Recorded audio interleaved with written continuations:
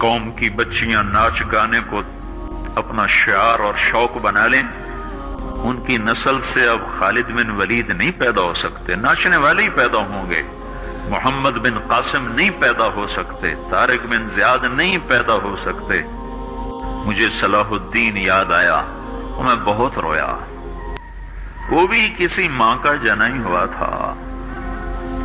اس کے زمانے میں کرک، ایک ہمارے پاکستان میں کرک ہے، ایک اردن میں کرک ہے، اونچی پہاڑی پر وہ شہر ہے، بڑا دشوار قلعہ ہے۔ اس پر ایک حکمران تھا عیسائی، اس کا نام تھا ریجنالڈ۔ تو کرک کے قریب سے قافلے گزرتے تھے حج کے، تو اس نے ایک دفعہ حاجیوں کے قافلے پہ حملہ کیا اور کہنے لگا بلاؤ اپنے محمد کو تمہاری مدد کرے، اور سارے حاجیوں کو تعطیق کر دیا۔ اور دوسری دفعہ اس نے بحری بیڑا تیار کیا اور مدینے پر حملہ کرنے کے لیے وہ بندرگاہ تک پہنچا یمبو کی، لیکن موسمی حالات سازگار نہ تھے تو واپس ہو گیا۔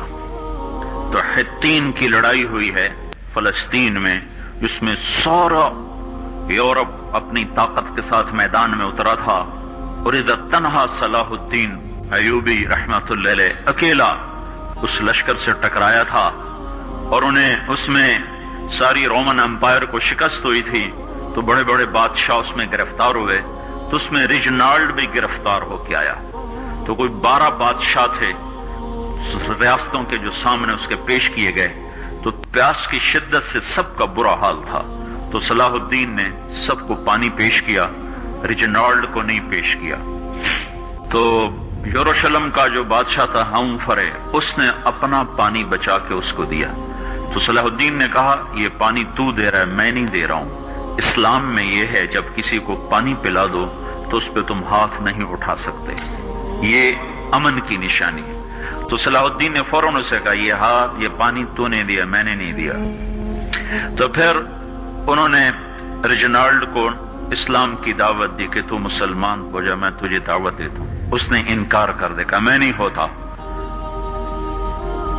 تو انہوں نے کہا میں نے تیرے قتل کی 2 دفعہ قسم کھائی تھی، ایک جب تو مدینے پہ حملہ آور ہوا تھا تو میں نے قسم کھائی تھی میں تجھے اپنے ہاتھوں سے قتل کروں گا، اور دوسری دفعہ جب تم نے حاجیوں پہ حملہ کر کے کہا تھا بلاؤ محمد کو، تو میں نے قسم کھائی تھی کہ مجھے اللہ نے موقع دیا تو میں اپنے ہاتھ سے تیری گردن اڑاؤں گا۔ آج محمد کا ادنا غلام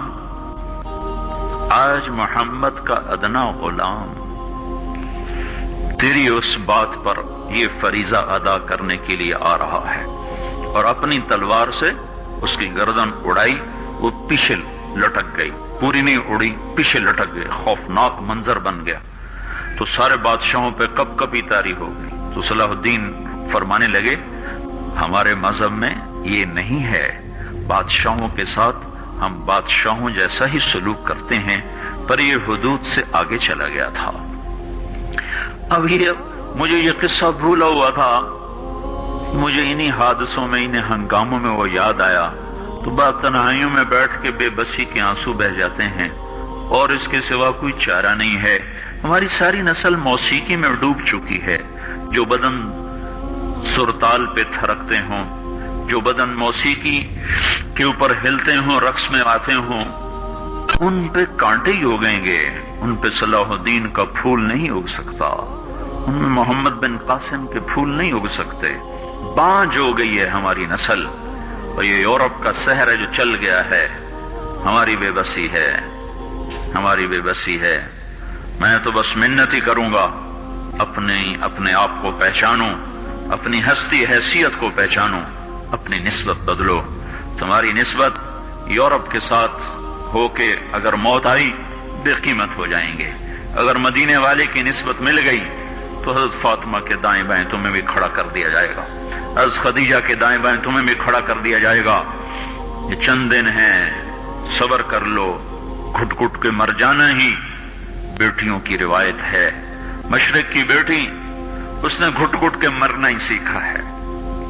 ہاں، یہ آزادی، یہ آوارگی، یہ مغرب کی عورت کا خاصہ ہے۔